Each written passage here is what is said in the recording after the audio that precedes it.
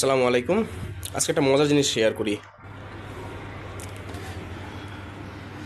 এই যে এখানে এই জিনিসটা খেয়াল করেন, আক্কেল দাঁত শুয়ে আছে, হেলান দেওয়া, উঠেই নাই। এই দাঁতটার সামনে দিয়ে এই দাঁতটা নষ্ট করতেছে, এই যে চিপাতে খাবার দেওয়া ডুবে ডুবে ডুবে এই জায়গাটা নষ্ট করতেছে। ওকে, রোগীর এই দাঁতটা হচ্ছে ভাঙা, আক্কেল দাঁত এটা হচ্ছে ভাঙা, কিন্তু ব্যথা নেই, তিনি চিকিৎসা করাবেন না। এটা রুট ক্যানাল করা হয়েছিল, নিচে থেকে হালকা হালকা করে ইনফেকশন হচ্ছে। এখানে দাঁত ফেলে দেওয়া হয়েছে অনেক বছর আগে, এখানেও দাঁত ফেলে দেওয়া হয়েছে অনেক বছর আগে। এখন এই জিনিসটা হচ্ছে এই আক্কেল দাঁত হেলান দিয়ে আছে। মজার যেটা জিনিসটা সেটা হচ্ছে তার এই উপরে দাঁতে শিরশির করে, তো আমরা তখন বুঝি নাই যে আসলে শিরশিরটা করে কেন।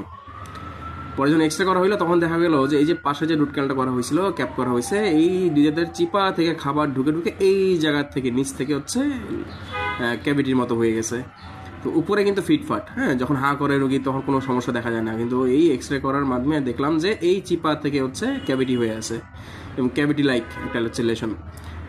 আমার প্রতিটা ছবিও তোলা হয়েছে, হ্যাঁ, প্রতিটা স্টেপ বাই স্টেপ আমরা যে ফিলিং করছিলাম সেটা হচ্ছে আমরা ছবি তুলে রাখছি। তো আজকে এই ভিডিওটা সচেতনতার জন্য, যে দাঁতে শুধুমাত্র ব্যথা হবে বলেই ডাক্তারের কাছে আসবেন এমন না, হ্যাঁ, একটু চেক আপের জন্য রাখলেও আপনার হচ্ছে ব্যথাটা অনেকখানি কমে যায়। এবং ডক্টর যা বলে, যেমন এই দাঁতটা হচ্ছে ডক্টর, এর আগেও একজন ডক্টর দেখানো হয়েছিল, তিনি বলেছিলেন যে ফেলে দিতে, কিন্তু তিনি ফেলেন নাই। আলটিমেটলি এখান থেকে কিন্তু দাঁতে গর্ত হচ্ছে। তো একজন পেশাদার যখন একটা কথা বলে তখন অবশ্যই শুনতে হয়।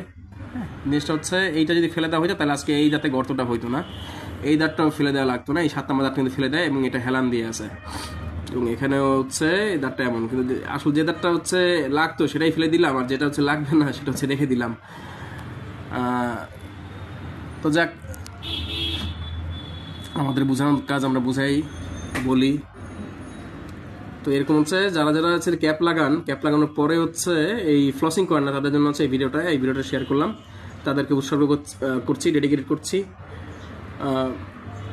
ক্যাপ লাগানোর পরে অবশ্যই দুই দাঁতের যে সামনে পিছনে দুই সাইডই হচ্ছে ফ্লসিংটা করবেন, তাহলে এইভাবে খাবার ঢুকে আর হচ্ছে খাবার করবে না। এছাড়া এই সুস্থ দাঁতে প্রত্যেকটা দাঁতে হচ্ছে ফ্লসিং করাটা জরুরি, প্রত্যেকটা দাঁতে ফ্লসিং করা জরুরি। আর ব্যথা হইলে তার ডেন্টিস্টের কাছে আসবেন এমন না, ব্যথা শুরু হওয়ার আগেই একবার চেক আপের জন্য হইলে একটু আইসেন, তাহলে ব্যথা থেকে আপনারা দূরে থাকবেন। আসসালামু আলাইকুম ওয়া রাহমাতুল্লাহি ওয়া বারাকাতুহু।